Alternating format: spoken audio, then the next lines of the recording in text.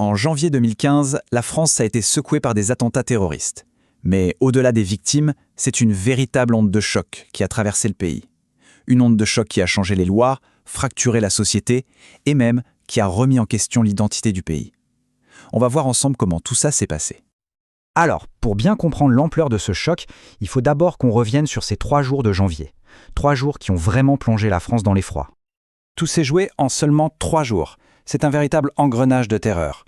Ça commence dans les bureaux de Charlie Hebdo, ça continue à Montrouge et ça se termine par une double prise d'otage absolument angoissante. D'un côté, une imprimerie en banlieue et de l'autre, un supermarché cachère en plein Paris. Et le bilan de ces 3 jours est terrible, 17 victimes innocentes. On parle là d'un traumatisme national qui va bien au-delà du simple décompte et des morts, et qui va forcer la France à se regarder, en quelque sorte, dans le miroir.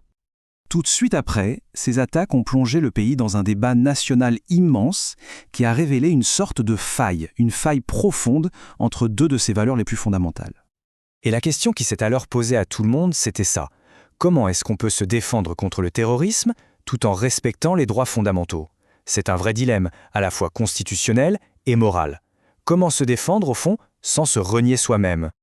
Parce que d'un côté, il y a les libertés fondamentales, le cœur du projet républicain, la liberté de s'exprimer, le droit à une vie privée, la protection contre l'arbitraire. Et de l'autre, une demande massive, écrasante de sécurité, qui s'incarne par plus de surveillance, plus de police. Bref, 2 piliers de la République qui se retrouvent soudainement face à face. Et ce grand débat ne s'est pas arrêté là. Il a touché un autre nerf très sensible de l'identité française, la laïcité. Et elle aussi, elle a été profondément bousculée. Il faut savoir que, historiquement, la laïcité à la française, celle qui vient de la loi de 1905, c'est un principe de paix sociale. L'idée, c'est que l'État reste neutre et qu'il garantit à chacun la liberté de croire ou de ne pas croire.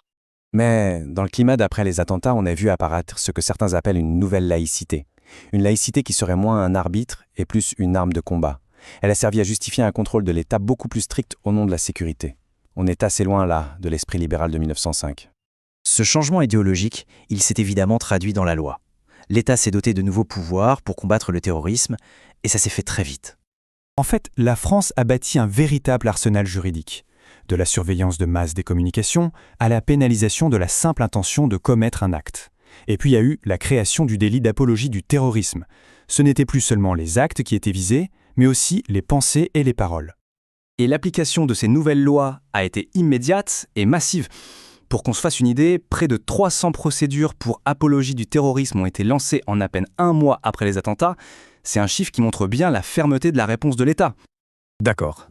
Mais la question de fond, la question essentielle, c'est est-ce que tout cet arsenal juridique a vraiment rendu le pays plus sûr? Eh bien, la réponse de certains experts juridiques, elle est sans appel. D'après eux, cette législation est non seulement attentatoire aux libertés, mais en plus elle se révèle incapable de protéger la population.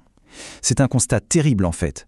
On aurait sacrifié des libertés pour une sécurité qui serait en grande partie illusoire. Parce que, bien sûr, l'impact de ce changement va bien au-delà des textes de loi. Il s'est inscrit très profondément dans le tissu social français. Le paysage social s'est retrouvé complètement fracturé. Les divisions se sont creusées, en particulier envers les communautés musulmanes, où beaucoup se sont sentis stigmatisés. L'état d'alerte permanent, avec des militaires dans les rues, a aussi habitué tout le monde à une forme de suspicion généralisée. Et petit à petit, la peur a commencé à redessiner la manière dont les gens vivent ensemble. Au final, ce que l'après Charlie Hebdo nous laisse, c'est une question fondamentale, toujours sans réponse claire, et qui se pose à la France comme à beaucoup d'autres démocraties.